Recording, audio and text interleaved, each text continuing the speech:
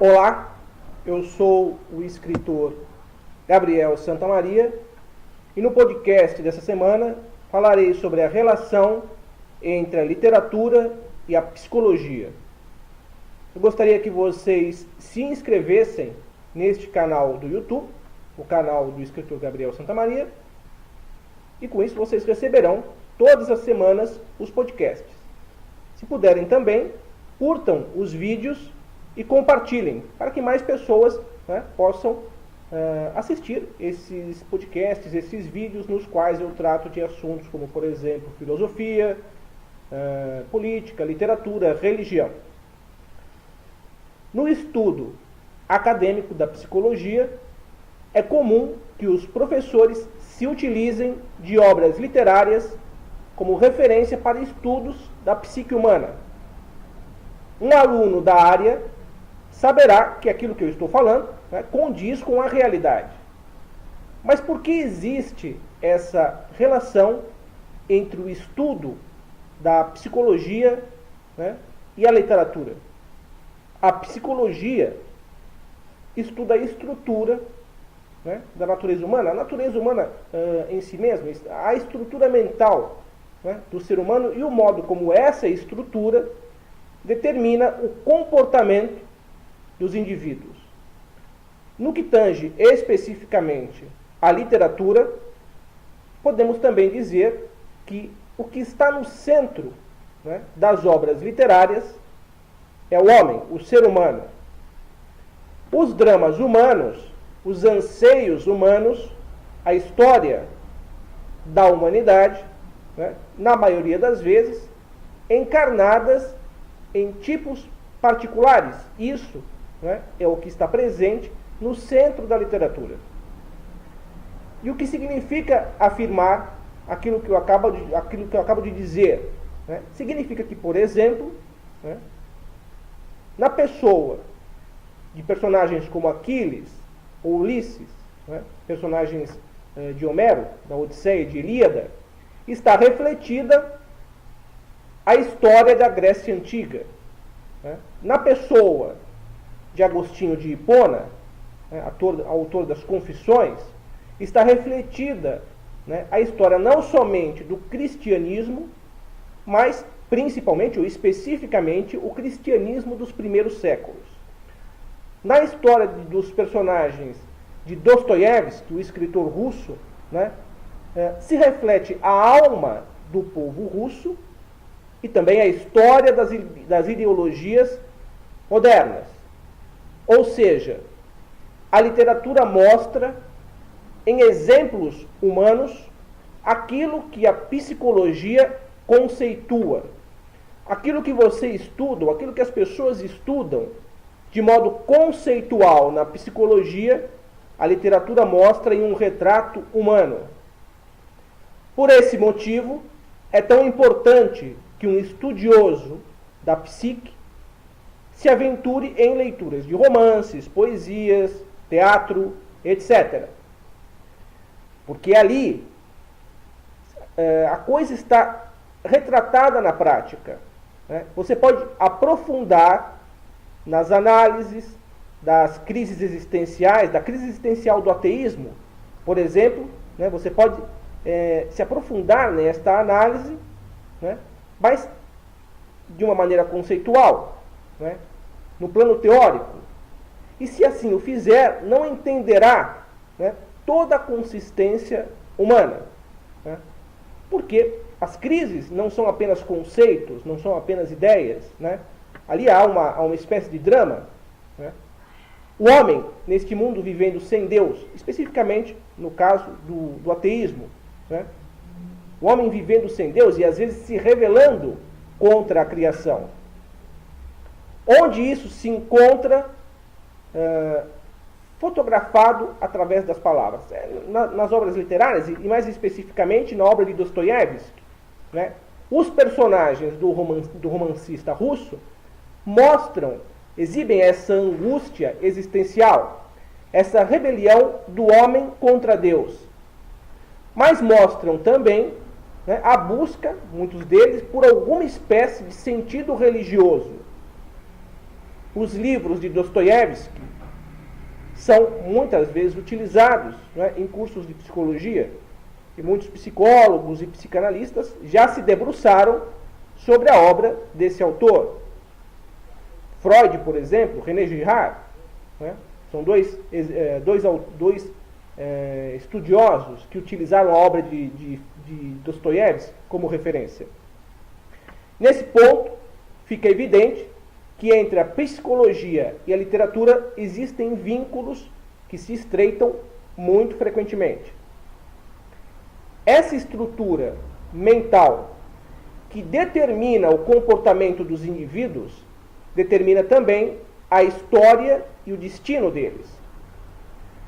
Quando a psicologia se inclina sobre o estudo dessa estrutura, e o que tenciona, assim, não é simplesmente conhecer melhor a natureza humana, o que se tenciona, então, é ir mais além e fazer uma compreensão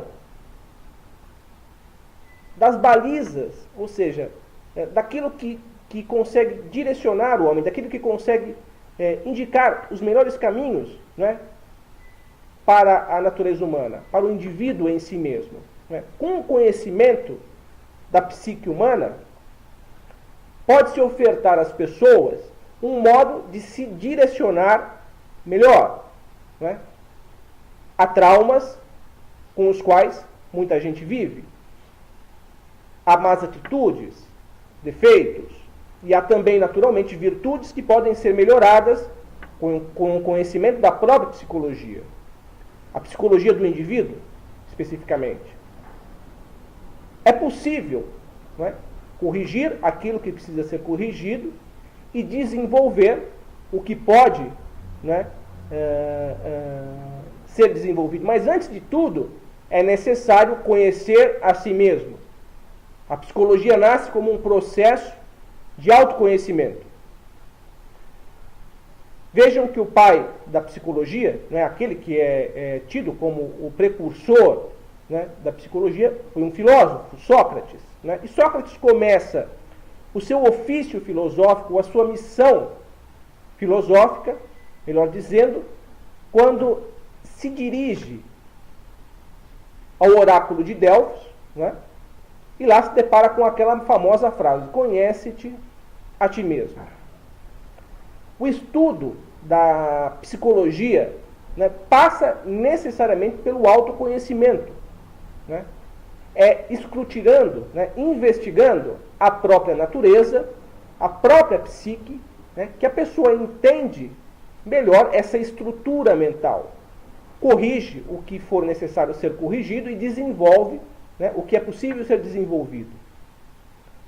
Mas não basta, né, para quem se dedica à psicologia ou para quem se interessa mais intensamente por isso, não basta apenas o conhecimento da sua própria psicologia, ou seja, da sua própria estrutura mental. Também é importante conhecer o outro ser humano, que é necessariamente algo, né, diverso. E por que isso é tão importante? Bem, em primeiro lugar, porque conhecendo, né, a outra natureza humana, porque conhecendo o outro ser humano, nós percebemos, em princípio, né, que há essa distinção, ou seja, por mais que tenhamos elementos em comum, por mais que as pessoas tenham inúmeras semelhanças, não é, também há que se admitir, não é, que existem particularidades. Não é? As pessoas têm também diferenças. Né? Essa é uma constatação. E pode-se ir além. Né? Por exemplo, constatamos também que as características e a história dos outros indivíduos, das outras pessoas, muitas vezes nos servem ou como alerta ou como fonte de inspiração. Né? Mesmo, principalmente pelo fato de serem diferentes. Ou seja, viveram experiências, passaram por situações que nós especificamente não passamos. Isso quer dizer que a visão da psicologia do outro, da outra pessoa, oferece uma dimensão que é nossa, que necessariamente é limitada, né? Nem sempre oferece. Porque se você não pode viver todas as experiências humanas, né, também não pode testemunhar, vivenciar, né, aquilo, né, que os outros testemunham e vivenciam. Você tem uma gama, as pessoas têm uma certa possibilidade de experiências em uma existência humana, mas elas não conseguem ter todas as experiências. Quando a psicologia se alia à literatura, né, aí sim, através do estudo literário, do estudo das obras literárias, testemunhamos e vivenciamos na imaginação as mais variadas experiências que os escritores retratam em seus livros, né? Se você lê, por exemplo, vou dar um exemplo de um escritor cuja vida foi muito diferente, não apenas da minha existência própria, particular, mas como diferente da vida da maioria das pessoas. As obras do escritor polonês Joseph Conrad. Né? Quando você mergulha, né, quando o leitor mergulha na dimensão daqueles tipos humanos e daqueles enredos criados por ele, né, enredos que giram em torno de viagens marítimas, né, em que personagens se defrontam com situações que mostram o conflito entre a civilização e a barbárie, há uma vivência na imaginação de situações que a maioria das pessoas não costuma vivenciar. Né? Eu provavelmente nunca serei um marujo de algum navio, posso ser um turista, né? Mas nunca um tripulante. Não está nos meus planos. Mas ao ler as obras de Joseph Conrad, eu me coloco parcialmente, né, no lugar daqueles homens que se aventuraram em circunstâncias muitas vezes conflitantes. Viajar ao centro da África, aquilo que ele próprio, o autor, chamou de o coração das trevas, devido à violência que existia entre as tribos e também, né, a violência oriunda do choque com os colonizadores. Né? Fazer esse tipo de viagem, para mim, está fora dos meus planos, e na realidade está fora dos planos para a maioria das pessoas, mas a gente consegue vivenciar uma parte dessa experiência através da leitura das obras de Joseph Conrad. Né? Essa experiência não cabe na vida da maioria das pessoas, mas quem vive isso na base da leitura, conhece um pouco mais dessa estrutura mental específica daqueles personagens. Né? A psicologia, nesse caso, então, se vale do trabalho de outros de escritores, de ficcionistas ou de poetas, para compreender melhor a dimensão das experiências humanas. Desde a Grécia Antiga, né, com o teatro, existe a conjunção entre a literatura e a psicologia.